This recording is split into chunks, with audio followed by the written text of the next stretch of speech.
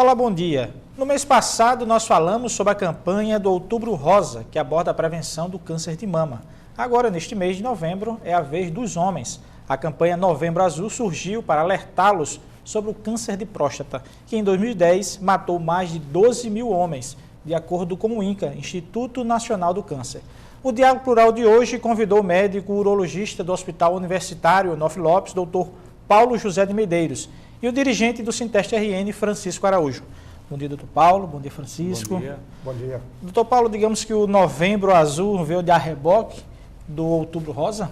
Eu acho que com o sucesso, da campanha Outubro Rosa, consequentemente houve a necessidade de fazer uma campanha para os homens. Alertar de uma doença também que mata tanto quanto as mulheres, que é a questão do câncer de próstata. O câncer de próstata ele é o tumor que mais frequente nos homens, nos homens adultos, e é o segundo tumor que mais mata nos homens também. Só não mata tanto quanto o câncer de pulmão. E aí, devido a essa grande incidência nessa doença ser muito frequente e se constituir um problema de saúde pública, há alguns anos, em 2003, há 10 anos, começou-se esse movimento para criar o Novembro Azul com o intuito de chamar a atenção do problema para os homens, colocar a sociedade em movimento para que ocorra uma mudança de consciência e que os homens vão aos médicos mais vezes do que o normal para tentar dar um diagnóstico precoce e, consequentemente, ter um tratamento mais eficaz. A gente fala da próstata. E o que é a próstata, doutor? A próstata é uma glândula que só existe no homem, e ela se localiza bem abaixo da bexiga. E ela envolve a uretra. Então, basicamente, ela vai ter alguma função na ejaculação. Ela produz um líquido para ajudar os espermatozoides a terem nutrição, mas ela tem uma importância muito grande com as doenças. Então, ela tem basicamente 3 doenças. Uma delas é o câncer de próstata, a outra é o aumento da próstata, mesmo não sendo câncer, que causa muitos sintomas urinários, causa dificuldades para urinar. E ela também pode ter inflamações. Então, esses 3 problemas, eles constituem quase que a maioria dos problemas dos homens adultos. E por isso a importância dela. Francisco, doutor Paulo Francisco. Doutor, a partir de que idade os homens devem procurar fazer o exame de próstata? Isso é uma questão bem interessante, porque cada vez mais a gente vai encontrando mudanças. Inicialmente, foi recomendado o exame a partir dos 45 anos de idade. Então, qualquer homem que tenha mais de 45 anos de idade, ele tem uma recomendação de ir ao médico para fazer um exame de prevenção. E esse ano agora está tendo uma mudança e provavelmente isso vai passar para os 50 anos. Mas tem um detalhe que é o seguinte: se alguém na família já teve um câncer de próstata, então esse exame tem que começar aos 40. Doutor Paulo, tem algum fator de risco que faça com que a próstata possa desenvolver câncer ou algo, o senhor fala muito bem na questão genética, isso é um fator que também contribui, já que em um programa anterior do Diálogo Plural nós conversamos com um mastologista e disse que cada vez mais cedo as mulheres estão tendo câncer de mama. Com relação aos homens, isso também pode acontecer fora o fator genético e quais são as causas que poderia levar? Pois bem, nos homens existe o fator genético que é bastante conhecido. Nós não temos ainda no câncer de próstata, por exemplo, a identificação de genes. Por exemplo, na mulher, se ela identificar um gene lá, se ela for portadora daquele gene, ela vai ter mais risco de câncer de mama. Inclusive, se indica até a mastectomia profilática, como aconteceu com a Angelina Jolie. Mas no homem não existe ainda esse exame, Esse exame não foi identificado ainda. Então, além do fator genético, o outro fator é o fator ambiental, principalmente relacionado à dieta. Então, uma dieta que é rica em gordura de origem animal, ela favorece o surgimento de câncer de próstata. Então, para que ocorra uma prevenção, ou seja, para que as pessoas se preocupem com a sua saúde e queiram evitar esse problema, então a dieta, uma dieta adequada, saudável, com bastante leguminosas, com frutas, verduras e com pouca gordura animal, ela é uma boa opção. Há algum dado estatístico, doutor Paulo, que diz que o Rio Grande do Norte houve o crescimento, não houve o crescimento, há um acompanhamento disso? O senhor sabe, já que o senhor trabalha até num hospital universitário, que dá um acesso maior à população? Olha, os dados estatísticos que nós temos, eles são os dados do INCA, Então, nós temos quando a gente analisa o Brasil e os dados por estado, o nosso estado ele não tem uma alta incidência, por exemplo, como os estados do Sudeste. Então, a gente quando olha lá os dados do INCA, a gente encontra, por exemplo, que o Rio de Janeiro ou São Paulo tem um número de 12 por 100 mil habitantes e o Rio Grande do Norte tem em torno de 9. Mas eu acho que também deve ter algum fator relacionado à notificação. Provavelmente lá eles têm um sistema de notificação melhor. De uma maneira geral, assim, quando a gente analisa a questão geográfica, nós temos mais tumores de próstata, por exemplo, nos países ocidentais, por exemplo, nos Estados Unidos, América do Sul, do que nos países orientais, principalmente Japão e China. E isso está relacionado à dieta. Inclusive, nos Estados Unidos é o segundo problema que mais mata o... Exatamente, com certeza. Doutor, e o acesso às pessoas, principalmente aos homens? A campanha veio exatamente para incentivar o homem a ir ao médico. E o homem tem esse acesso a chegar aos médicos, principalmente, digamos assim, é uma campanha que a gente falou no Outubro Rosa, que possa atingir mais a questão do interior do estado, nas cidades do interior, onde a comunicação é mais difícil. O homem tem essa acessibilidade, tem essa facilidade de chegar a um urologista? Olha, realmente esse é um problema, porque nós temos uma concentração dos médicos nas capitais, e no caso o urologista também termina que concentra muito na capital, mas o paciente, ele poderia ir ao médico do posto de saúde, do PSF, da estratégia de saúde da família, e poderia fazer o exame do PSA, que seria como se fosse assim um exame inicial. Então, ele faria o quê? Ele iria no médico a partir dos 45, 50 anos e pede lá para fazer o exame do sangue, que é a dosagem do PSA, que é uma proteína que ela está relacionada às doenças da próstata. Então, aquilo ali serviria como uma triagem, digamos. E aí, se tiver alguma dificuldade ou alguma alteração desse exame, ele com certeza deverá ser encaminhado para o urologista para uma avaliação. Então, mesmo que ele não tenha uma consulta com o urologista pela dificuldade de acesso, que, por exemplo, se a gente for analisar o estado, a gente vai ter o especialista urologista na capital, em Mossoró, vai ter urologista em Caicó, Currais Novos, mas nas outras cidades pequenas não tem. Então, o médico generalista, ele pode fazer essa triagem inicial, faz uma dosagem de PSA, e aí, se tiver alguma alteração, ele encaminha depois para o especialista para fazer uma avaliação mais completa. Um programa, talvez, de saúde pública mais efetivo para chegar a essa população, seria mais fácil em diagnosticar e baratear os custos, principalmente até para o Estado? Com certeza, porque na medida que você cria um programa, você termina criando uma logística que termina barateando qualquer custo. Doutor, e quais são as diferenças dos exames aqui? Tem o exame do toque, do PSA e do ultrassom. Quais são as diferenças dele? Qual é o alcance dele? O exame do toque realmente é o que tem a necessidade maior de se fazer para dar um diagnóstico melhor? Essa é uma questão interessante, porque quando a gente vai analisar os dados que são publicados com relação a essas técnicas de rastreamento, a gente encontra dois grandes trabalhos, e aí você tem que entender o seguinte, é muito complexo você fazer um atendimento de uma população grande indo no especialista.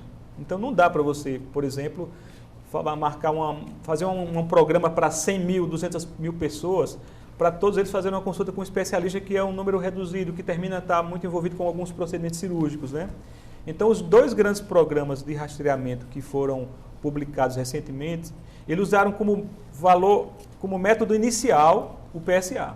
Então, eles fizeram o quê? Principalmente isso na Europa e nos Estados Unidos. Eles criaram um programa onde o homem ia no médico generalista, fazia uma dosagem de PSA e aí eles triavam aqueles que tinham um exame muito normal, não precisariam fazer o exame da próstata, e aqueles que têm alguma alteração teriam que fazer o toque retal. Agora, quando a gente analisa o atendimento de uma pessoa, porque a gente tem que diferenciar o atendimento de uma população, né, que seria um programa de prevenção, de um atendimento médico de uma pessoa que vai no médico se consultar. Então, a melhor estratégia é a associação do toque retal com o PSA, para fazer esse diagnóstico. Então, os dois juntos seria a maneira mais correta, onde o médico teria mais chance de acerto, né? E, de uma maneira geral, com relação à população, uma grande população para ser examinada, termina sendo mesmo o PSA. E aí entra um detalhe, que é uma coisa fundamental, que é o exame do toque retal. Então, na prática, eu sou professor da universidade, aí o que a gente nota? Que é um exame que ele é realizado por poucos médicos, especialistas. Então, se a gente vai fazer se eu fizer, por exemplo, hoje, se eu chegar aqui no Rio Grande do Norte e eu fizer uma pesquisa com todos os médicos, hoje eu vou dizer assim, quem é que faz o exame de próstata aqui no paciente? Qualquer especialista. Então vai ficar basicamente o urologista e o proctologista. E aí, como os outros médicos não fazem, terminam perdendo a sensibilidade, a facilidade desse diagnóstico. Então, realmente, para a população, para um programa populacional, o PSA seria uma maneira da gente chegar em todo o estado.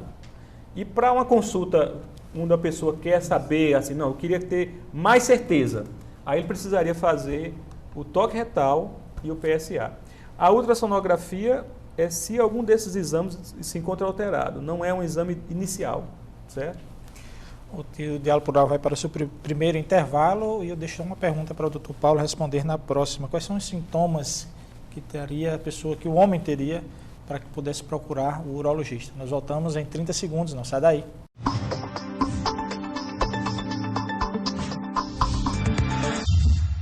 Voltamos com o programa Diálogo Plural de hoje, que conversa sobre o câncer de próstata e o Novembro Azul, com o urologista do Hospital Universitário Onofre Lopes, doutor Paulo José de Medeiros, e com o dirigente do Sinteste RN, Francisco Araújo. Doutor Paulo, eu deixei a pergunta no bloco anterior sobre a questão dos sintomas. Em que sintomas o homem teria que procurar o urologista, ou se é algo silencioso, que de uma hora para outra acaba estourando e aí a situação, digamos, fica um pouco irreversível? Pois essa pergunta ela é muito importante porque muitos homens acham que eles só deveriam ir ao médico se ele tiver algum sintoma, né? E a questão é exatamente o contrário, porque o câncer de próstata, quando ele está na fase inicial, no começo, ele não causa sintoma nenhum. Então, não precisa sentir nada para ter a necessidade no médico. Na verdade, seria um exame de prevenção, como a mulher faz também quando vai fazer o exame de prevenção do colo do útero, da mama, né? Ele deveria ir no médico a partir dos 45 ou 50 anos, né? Agora, a próstata, ela também tem sintomas que não são devidos ao câncer. Então, a próstata, por exemplo, que seria uma outra doença, que é interessante comentar, e quando ela está aumentando de tamanho, ela começa a comprimir a uretra, então ela vai apertando a uretra e vai dando uma certa dificuldade para urinar. Então, muitas vezes o paciente ele vem lá e diz assim, doutor Paulo, eu estou notando que eu vou urinar e o jato de urina está mais fraco, ou eu estou urinando mais vezes à noite. Então, esses sintomas são sintomas do aumento da próstata. O câncer de próstata, na fase inicial, ele não dá sintoma nenhum. Agora, no final, quando ele está muito grande, é que ele começa a dar os sintomas parecidos com o aumento da próstata, né? E em que nível, digamos assim, na questão do câncer de mama, tem até um nível que pode levar à cura. O câncer de próstata também tem essa questão, esse nível de tratamento, cura, a que nível, a que percentual? Bom, aí depende, assim, com relação a tratamento de tumores, a gente quando vai comentar isso, a gente tem que dividir os tumores em fases, né? Então, por exemplo, um tumor muito inicial na próstata, a curabilidade é de mais de 90%. Então, como é que o médico ele define se o tumor é muito inicial ou não? É pelo valor do PSA. Então, um paciente que, por exemplo, só para citar, o PSA é um exame de sangue, o valor normal para homens jovens é 2,5. Para homens mais idosos é 4. Então, quando está acima desses valores, tem necessidade de fazer exames. E a gente usa alguns números que são muito já estabelecidos. Então, um PSA até 10, de valor até 10, significa um tumor inicial, curabilidade de mais de 90%. Né? Quando o PSA está acima de 20, já é um tumor mais avançado, digamos assim, ou existe algum outro problema associado, e aí a curabilidade é menor. Então, a curabilidade ela é muito boa, assim, é excelente até nos tumores muito iniciais, e ela vai diminuindo à medida que o tumor se torna maior. E é por isso que existe essa campanha, que é para exatamente a gente ter possibilidade de dar um diagnóstico na fase inicial, quando a curabilidade é melhor. E evitar o que acontecia antes da década de 90, quando o homem chegava no médico já com tumores avançados, né, com metástase nos ossos, com dores, onde a curabilidade era menor. Então, esse é o trabalho nosso e esse é talvez o trabalho desse projeto Novembro Azul, exatamente para a gente ter esse diagnóstico mais precoce. Francisco. Basicamente, doutor, a gente sabe assim que existem 3 tipos de tratamento, né? A cirurgia, né? A parte de radioterapia e hormônios. Qual é vamos dizer assim, qual seria o ideal, que pontos tem que ser, onde entra a cirurgia, onde entra a terapia, onde entra a parte de hormônios? Certo. Bom, olha só. No tratamento do câncer de próstata, existem alguns tratamentos que nós chamamos de curativos. Ou seja, a pessoa tem o problema e ele faz o tratamento e ele cura. Então, esses tratamentos são indicados para aqueles tumores que estão na próstata sem causar metástase alguma. Os 2 tratamentos curativos são cirurgia, ou seja, a cirurgia que consiste na retirada da próstata inteira, ou a radioterapia, que é a irradiação da próstata por vários métodos que existem de irradiação. Então, esses tratamentos são curativos. E como tal, todos eles são muito bons. Eles são assim, quando a gente analisa os resultados de cura, a gente vai encontrar muito próximo cirurgia ou radioterapia. O que faz com que o médico decida qual deles vai fazer, vai ser primeiro a idade do paciente. Quanto mais jovem, mais vantajoso para ele uma cirurgia. Quanto mais idoso, a probabilidade de sucesso com os 2 são muito próximos, né? Além disso, também existem as outras doenças associadas. Então, um homem que tem uma próstata, por exemplo, grande, que está causando dificuldade para urinar, e que faz um PSA e tem uma biópsia que dá um câncer de próstata, se ele fizer a retirada da próstata, ele está tratando os 2 problemas, a dificuldade para urinar e o câncer. Né? Se ele tem uma próstata pequena que não causa problema nenhum, ele pode tratar com radioterapia ou com cirurgia. Então, isso aí realmente vai ter essa questão. E também são os efeitos adversos, os efeitos colaterais dos tratamentos. Então, tem paciente que ele não aceita um tratamento porque o efeito tem esse efeito colateral e o outro não, né? Já a questão da hormonioterapia, e aí entra a seguinte situação, não é um tratamento curativo, é um tratamento, digamos assim, paliativo ou que vai prolongar a vida da pessoa, mas ele não chega a curar. Então, a hormonioterapia, ela é indicada quando já tem metástase. Então, você não tem um tumor mais localizado, você não vai mais poder curar, já tem uma metástase e aí você vai ter que tratar sistemicamente, então tem que tratar com hormônio. A retirada da próstata causa algum outro mal ao paciente e nesses tratamentos, nesses efeitos colaterais, digamos assim, para o homem, a questão da ereção traz esse problema para o homem também, ou é um tabu que se coloca? Não, isso é uma verdade, né? O que é interessante falar é que, de uma maneira geral, se a gente for falar sobre próstata e tratamento, os tratamentos da próstata, eles afetam de alguma maneira, nem todo o mundo vai ter isso, mas ele vai afetar um pouco a questão da sexualidade. Então, só para explicar, a próstata, ela tem basicamente a função de produzir o líquido seminal, né? E ela também está numa situação anatômica que está próxima de alguns nervos que são responsáveis pela ereção. Então, quando a gente trata a próstata, a gente vai mexer em ejaculação e a gente vai também poder ter problemas relacionados à ereção. Então, fez um procedimento, vamos imaginar o seguinte, o homem tinha lá um câncer de próstata e aí foi decidido que o melhor tratamento seria cirúrgico, né? Quando se retira a próstata, então a gente já vai retirar a capacidade de ejaculação. Então, já não consegue mais ejacular depois de uma cirurgia. E em alguns casos, dependendo da idade, dependendo do tamanho do tumor, dependendo de como que a pessoa estava antes de se operar, vai existir problemas relacionados à ereção. Então, realmente não é tabu, é verdade, mas também não é verdade que todo mundo vai ter problema de ereção. Mas pode ser recuperável a ereção? Antigamente a gente não tinha muita opção, hoje em dia a gente tem os remédios que vão melhorar a ereção, né, que já ajudam bastante no pós-operatório. Alguns casos vão precisar de algumas injeções que existem para fazer ereção e algumas pessoas vão ter necessidade de usar uma prótese peniana. Então, na verdade, é interessante falar o seguinte, não é porque a pessoa operou a próstata que ele vai ficar com disfunção erétil.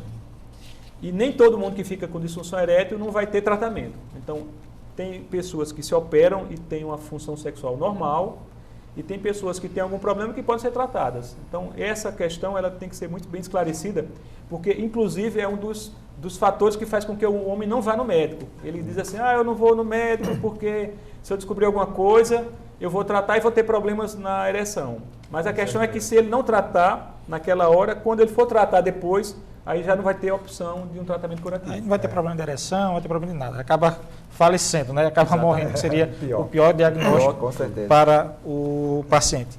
Bom, o Diálogo Plural vai para mais um intervalo. Nós voltamos daqui a um minuto conversando sobre o Novembro Azul e o câncer de próstata. Desculpe, não sai daí.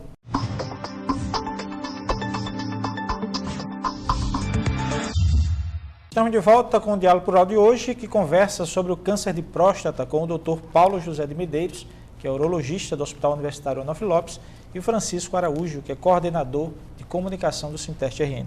Dr. Paulo, lá no Onofre Lopes, vocês recebem muito homens já com incidência do câncer de próstata? Olha, lá no Onofre Lopes, nós recebemos, né, porque inclusive é um dos poucos hospitais públicos, né, que atendem no estado para oncologia. Se um paciente tiver um diagnóstico de câncer de próstata e ele for da rede pública do SUS, ele vai encontrar como tratamento somente a liga e o UOL. Então, termina que a gente tem muitos pacientes para fazer cirurgia lá e, com certeza, a gente atende muita gente com problemas de próstata lá. E vem muita gente do interior do estado, de regiões mais afastadas, exatamente, não para o tratamento, mas pela questão de curiosidade, para fazer exatamente o tratamento inicial, a consulta inicial? Também temos, né? O hospital hoje ele trabalha totalmente vinculado à rede. Então, um paciente, para ele ser atendido no hospital, assim, há muitos anos atrás, eu não sei se vocês lembram, que a gente passava na frente do hospital universitário e tem aquelas filas intermináveis de pessoas para marcar uma consulta, né? Hoje as consultas são marcadas na rede. Então, o paciente uma cidade do interior, ele é atendido lá na sua cidade e de lá é marcada uma consulta e já vai agendado com hora marcada, ele vai lá no hospital e é atendido. Então, nós temos muitos pacientes que são do interior do estado, também da capital, que vão lá para fazer o exame de próstata. Então, nós estamos no ambulatório e chega lá um paciente lá do Alto Oeste, por exemplo, olha, eu vim aqui fazer um exame de próstata. Aí, lógico, a gente faz uma consulta e vai também tentar descobrir os outros problemas de saúde que o homem pode ter, né? Que não só a doença da próstata, mas também um atendimento mais global, como a saúde do homem também. O Novembro Azul ajuda não só, como o senhor bem falou, a descobrir as doenças da próstata, mas também outro tipo de doença, quer dizer que o homem não é acostumado aí, vai e descobre? Olha só, o homem, ele acostumou-se toda a sua vida ao papel do provedor, né? Aquela pessoa que trabalha para manter a família, né? Financeiramente, e também ele tem aquela imagem do homem que ele é infalível, que não adoece nunca. Que não adoece nunca, né? Então, devido a tudo isso, né, há 5 anos atrás, em 2008, e até foi uma iniciativa da Sociedade Brasileira de Urologia, o governo federal criou o Programa de Saúde do Homem, né? E esse programa ele tem algumas áreas de atuação, mas basicamente é para atender a questão da próstata, né? Também para um problema do nosso estado, né, do Nordeste brasileiro, do câncer de pênis também, que é um problema sério. E aí as outras doenças, que seria tabagismo, doenças cardíacas, alcoolismo, né? Então, na hora que a gente tem a oportunidade do homem ir ao médico, a gente com certeza vai tentar falar sobre todos esses assuntos também. E está conseguindo alcançar o objetivo nessas últimas edições que o senhor vem, que tem o Novembro Azul. Quando começa, já inicia, já entra na mídia, digamos assim, o senhor vê que há um movimento maior de pessoas? Olha, eu acho que esse ano vai ser um ano que vai ser mais falado, né? Porque a gente não lembra, assim, da gente ter comentado nos anos anteriores sobre o Novembro Azul. Eu acho que esse ano é o ano que está dando essa iniciativa, né? Alguns estados no Brasil já fizeram esse programa de Novembro Azul, mas esse ano de 2013 eu acho que vai ser um ano que vai ser mais nacional, né? Inclusive, só para fazer um comentário adicional, por exemplo, agora em novembro, o Congresso Brasileiro de Urologia vai ser aqui em Natal. Então a gente vai ter, provavelmente, lá para o dia 16 até o dia 20, alguma atividade também relacionada ao Novembro Azul, porque nós vamos ter todos os urologistas do Brasil aqui no estado, na nossa capital, falando sobre assim, as doenças da próstata, falando sobre ciência, sobre isso. E foi uma iniciativa, Francisco, do Sinteste, que promoveu agora dia 7, o primeiro seminário do Novembro Azul. Como é que foi que surgiu essa ideia? Como é que vocês abraçaram essa campanha? Assim, o exemplo do Outubro Rosa, que graças a Deus foi uma campanha com bastante ênfase, bastante sucesso a nível mundial, nacional e estadual. O Sinteste abraçou a ideia, né? Teve uma ideia, uma das nossas diretoras teve a ideia do do Sinteste abraçar essa campanha. E aí, com maioria não, unanimidade, foi aprovado a campanha do Sinteste, do Outubro Rosa. E assim, a gente deu seguimento com o Novembro Azul, né? Que inclusive, o último dia 7, nós já estivemos promovendo o seminário, a exemplo do Outubro Rosa, né? Aconteceu com bastante sucesso, o seminário no Hospital Onofre Lopes, no 4º subsolo, e graças a Deus foi com bastante sucesso, uma participação muito boa dos homens, né? Muita gente, e a gente vai realmente continuar nessa luta. Com certeza esse ano vai melhorar a campanha, e eu tenho certeza que cada ano vai ser crescente. Professor, iniciativas, professor não, doutor Paulo, que é professor também da universidade, iniciativas como essa do Sinteste, e principalmente para uma universidade que tem uma população masculina muito grande de funcionários, professores e principalmente de alunos. É importante para que se possa acordar também, talvez, eu não sei se você tem nível, alguma estatística com questão a níveis de classe social que vão mais ao médico, mas isso é importante para se atingir esse público? Pode ser importantíssimo, inclusive parabenizar a iniciativa do Sinteste, porque as coisas acontecem assim. Então, alguém começa a fazer o movimento e, de repente, essa coisa se torna, assim, digamos assim, disseminada. Então, eu imagino que nos próximos anos isso continue acontecendo, mas essa iniciativa do Sinteste foi extraordinária, fazendo com que a gente tenha a oportunidade de realmente falar sobre a saúde do homem, né? Que quando a gente analisa, historicamente sempre existiu uma preocupação com a saúde da mulher, há muitos anos já existe o projeto do Outubro Rosa, né? E agora que a gente está começando realmente a falar sobre a saúde do homem, inclusive com ações governamentais com relação a isso.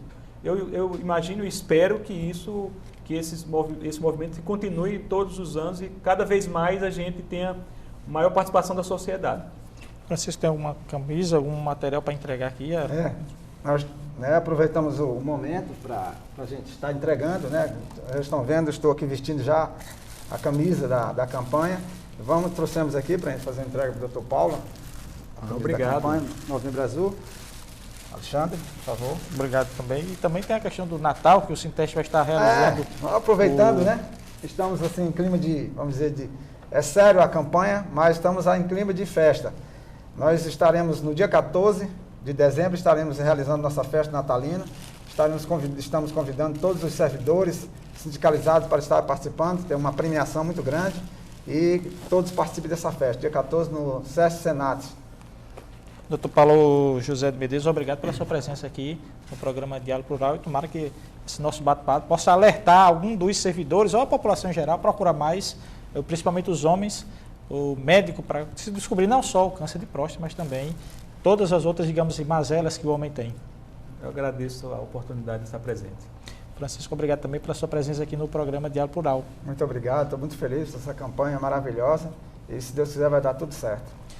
Se você quiser mais informações sobre o Diálogo Plural, acompanhe as nossas atualizações no Twitter, que é o @SintesteRN, no nosso site, que é o www.sintesterrn.org.br, ou na nossa página do Facebook, que é o facebook.com/SintesteRN. Até o próximo sábado.